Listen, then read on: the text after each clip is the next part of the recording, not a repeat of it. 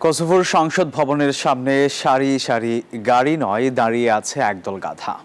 তবে এরা বোঝা বইতে আসেনি, বরং নিজেরাই হয়ে উঠেছে রাজনীতির এক গুরুতর বোঝার প্রতীক।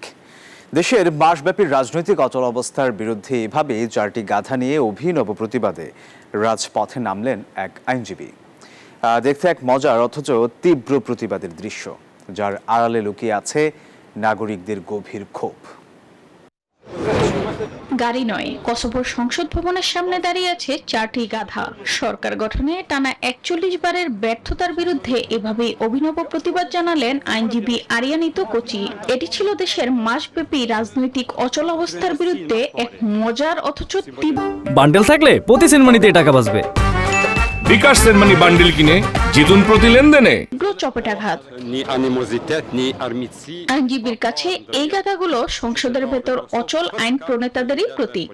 পুলিশ বাধা দিলেও কোচি জানান এটি বিদ্বেষ নয়, বরং রাজনীতিবিদদের বিবেকের দরজায় কড়া নাড়ার এক প্রতীকী আবেদন।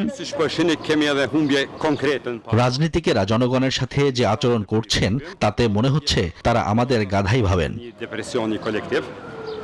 প্রতিবাদের গাধাগুলো ফিরে গেলেও ফিরেনি সংসদের গতি। ক্ষুব্ধ নাগরিকরা এখন তাকিয়ে আছেন এই অচল অবস্থা ভাঙতে পারে এমন দায়িত্ববান নেতৃত্বের দিকে।